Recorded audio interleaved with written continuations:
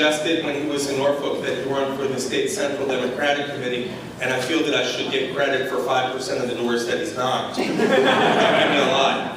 But good evening. And for 12 years, you've given me the honor of representing Arlington along with Alexandria and Fairfax. And in 2003, you took a chance on me.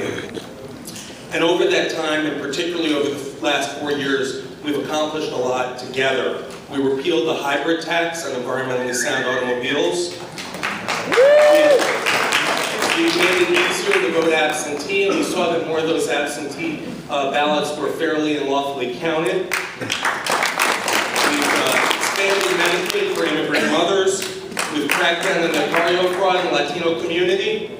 We've brought fairness back to the tax refund process, and we've secured more funding for forensic scientists to analyze rape kits. But there's a lot more to do. We need universal background checks on purchase of firearms, and then I won't be happy until we do more to keep those guns away from young children. I want to see our marijuana laws reformed, and I want to establish renewable energy as a priority in Virginia, as it should be. I've printed up a lot of these bumper stickers, so it's no secret I'm running for re-election, so I need one on your car. And I need your help again. The stakes are high. We are closely divided with 21 Republicans and 19 Democrats. A Democratic majority is within reach, and a Democratic majority really matters. With your help, we will stand for an increased minimum wage. We will stand for a woman's right to choose. We will stand for a clean environment, equality for all Virginians, and real investments in education, pre-K, K through 12, and college. With your help, we're going to give a boost to our candidates, not just in Chesterfield and Loudoun, but in Prince William and Virginia Beach and across this Commonwealth. You know, when we stick together, we win. And over the last 12 years, I've gotten one question more often than any other in the General Assembly. The question is, how can you stand to go down there? And I guess I'm different, but one of the reasons that I can stand to go down there is knowing that I can grab the microphone anytime a member of the other party says something stupid, and it does happen from time to time. I can grab that microphone and I can speak for our values and I can be your voice. To me, that's what public service is about. It's about building consensus with people from different ideologies, different regions. You'd be surprised at some of the people I've worked with to pass a bill, and I'll continue to. I've worked to translate our hopes, our values, and our needs into legislation that makes a difference.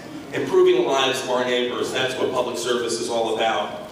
And, you know, when I was sworn into the General Assembly 12 years ago, my late Aunt Janice gave me a card, and I keep it behind my desk, and I pick it up and I think about it. It said, "Don't forget the little guy." And it means a lot to me. It means a lot when I think about the asbestos worker who risks his life and not provided with adequate information.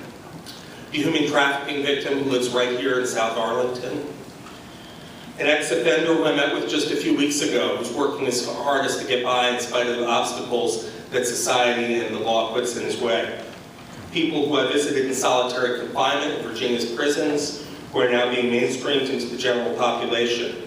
And most of all, the 400,000 Virginians who desperately need the health care that Medicaid expansion will bring. If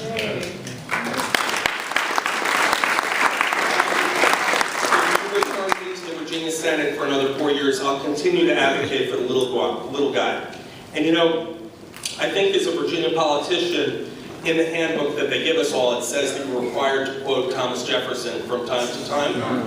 And I take that seriously. And there's only one quote I ever use from Thomas Jefferson, and it's from a letter he wrote in 1809, and it's etched in the walls of his memorial. And it says, "I'm not an advocate for frequent changes in laws and constitutions, but laws and institutions must go hand in hand with the progress of the human mind. As that becomes more developed, more enlightened, with the change of circumstances, institutions must advance to also keep pace with the times." And what Jefferson called the progress of the human mind relates directly to my aunt's note. Who she called the little guy, Jefferson might have called the disenfranchised. And to me, when Jefferson wrote those words, he was talking to slaves that were not yet free. He was talking to immigrants that were not yet welcome. He was talking to suffragettes who were not yet afforded to vote. He was talking to Native Americans not yet respected, and talking to disabled not yet treated with dignity. He was talking to LGBT people who are not yet considered equal. And with your support, I'll speak for those people and their descendants, and I will keep working for those disenfranchised Virginians. Thank you. Thank you.